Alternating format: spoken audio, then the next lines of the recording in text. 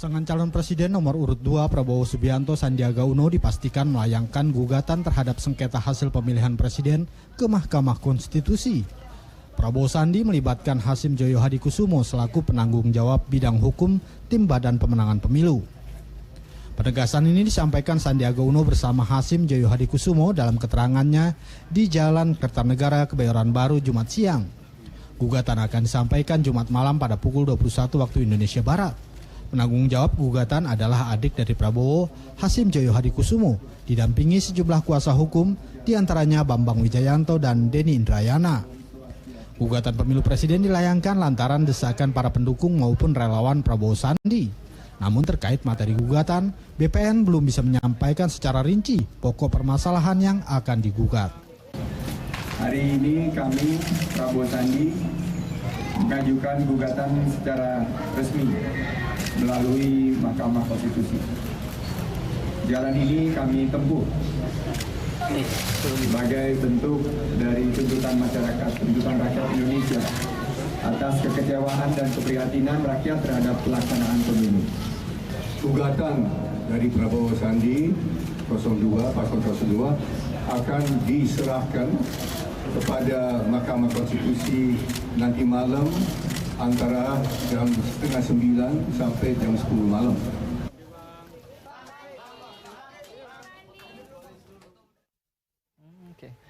Iya, pemirsa, kita sempat melihat VT begitu ya terkait dengan kepastian dari 02 begitu yang akan melakukan gugatan sengketa ke Mahkamah Konstitusi. Tapi saya ke Pak Said Salahuddin lagi. Pak Said, oke, kalau kita lihat dari sisi aturan begitu, ini kan prosesnya 14 hari begitu ya. Mungkinkah begitu ya bahwa nanti data-data dan juga bukti yang diberikan ke MK sendiri semuanya akan bisa dibuka begitu dengan waktu yang sangat singkat ini? Bagaimana prosesnya? Kalau basisnya ideal atau tidak ideal. Kalau nggak ideal begini, ukurannya begini ya. Sekarang ada 800 ribuan TPS.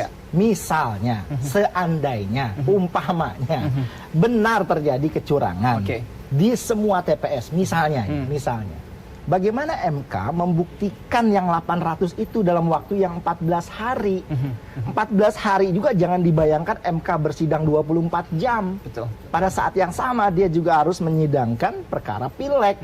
Ada DPR RI, DPRD provinsi, kabupaten kota, ada DPD, gitu kan? Saya nggak tahu jumlah perkara yang udah masuk ke MK sekarang berapa. Betul. Tetapi kalau rujukannya dulu ya 2014 itu kan 600-an perkara. Ada proses dismisal sampai sekitar mungkin 200-300 gitu yang ujungnya kalau pileg kita sekitar 20-an yang dikabulkan. Nah, kalau kemudian MK menyiasati itu dengan membagi panel ya seperti dijelaskan oleh jubirnya itu ada 3 panel misalnya karena 3 hakim kan, 9 hakim dibagi 3 gitu. Walaupun dikemas dalam atau disiasati dengan cara panel itu, menurut saya cara pembuktiannya nggak akan ideal. Nah, karena tidak ideal itulah maka nanti kesan yang akan muncul itu pembuktiannya itu ala kadarnya. Nah, kalau ala kadarnya nanti dianggap main-main. Kalau dianggap main-main buat apa persidangan gitu loh. Pada akhirnya saya khawatir muncul kesan dari publik, loh ini percuma aja dong secara aturan waktunya saja sudah nggak logis. Gimana 14 hari untuk membongkar katakanlah kalau itu didalilkan 800 ribu, kalau misalnya 800 ribu. Baru soal TPS. Belum soal pelibatan aparatur sipil negara, soal pelibatan TNI Polri, soal politik uang. Itu juga diungkap. Apakah cukup waktu itu? Jelas nggak mungkin. Jadi secara aturan aja itu udah nggak logis gitu. Nah, saya maka khawatir kalau tidak ada desain yang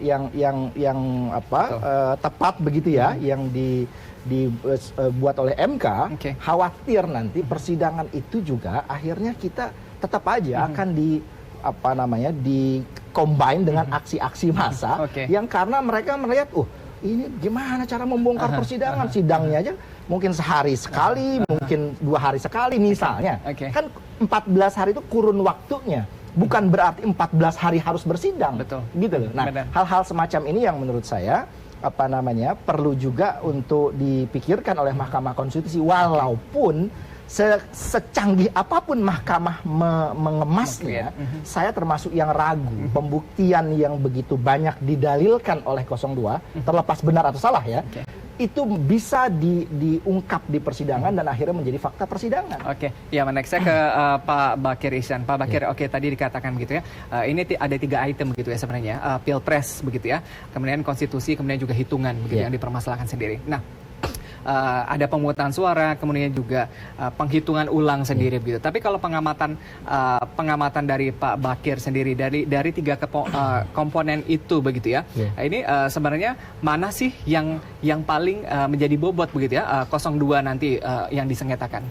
Kalau kita lihat dari beberapa informasi yang sudah berkembang, termasuk tentang rencana proses di MK, sebenarnya di masyarakat kita itu sudah salah satu muncul misalnya sikap skeptis terhadap proses ini. Itu sah-sah saja di tengah masyarakat muncul itu. Tapi yang tidak kalah pentingnya dari proses hukum tadi adalah memberikan pemahaman ke masyarakat untuk mereka kemudian paham proses-proses seperti ini harus disikapi secara proporsional. Karena sebagaimana pemungutan suara yang sudah berlangsung secara damai itu ternyata melahirkan ketidakpuasan dengan beragam ekspresi.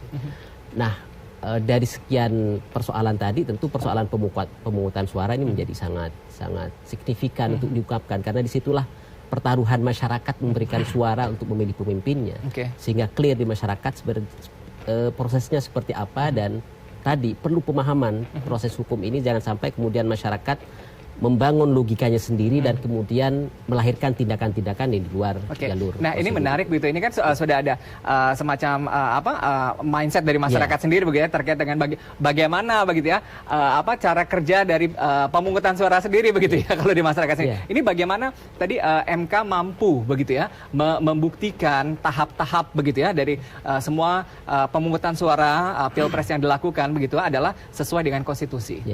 Karena itu perlu dari awal harus ada penjelasan secara clear dengan bahasa yang mudah dipahami oleh masyarakat.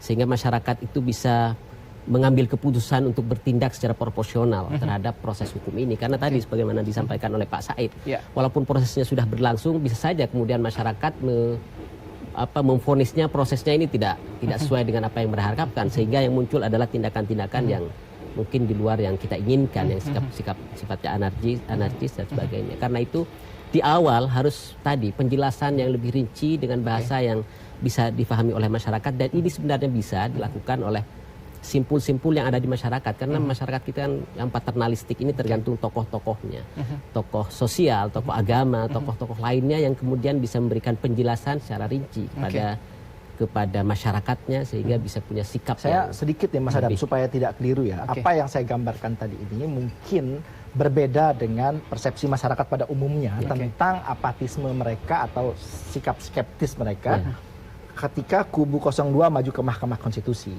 Yang muncul kemarin di medsos sebelum di-ban medsos ini kan, itu kan yang ramai mereka tidak percaya pada hakim-hakim konstitusi. Gitu kan.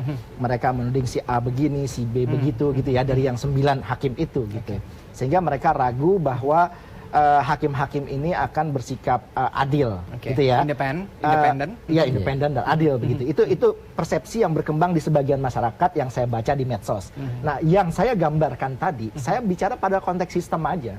Saya nggak bicara pada pemilu ini saja. Pada pemilu manapun, kalau dia ada 800-an ribu ya TPS yang harus yang seluruhnya atau sebagian itu perlu pembuktian, itu secara aturan waktu itu jelas nggak memadai gitu. Nah, itulah yang saya katakan tadi, khawatirnya pembuktiannya itu menjadi tidak ideal. Karena kan contoh ya, sebagai penghadiran saksi, 02 menghadirkan saksi, 01 menghadirkan saksi, KPU mungkin menghadirkan saksi, Bawaslu juga punya.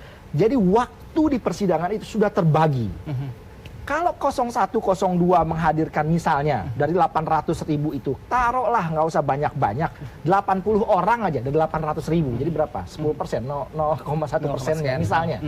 Nah, kalau itu dihadirkan, pasti mahkamah dibatasi. Paling banyak 5, 10, 15 misalnya. Lalu sementara yang harus dibuktikan ada ratusan ribu gitu loh. Nah, jadi saya memotret ini dari sisi aturannya gitu. Bukan pada bukan kepada kepercayaan kepada mahkamahnya. Oke. Ya, ini menarik.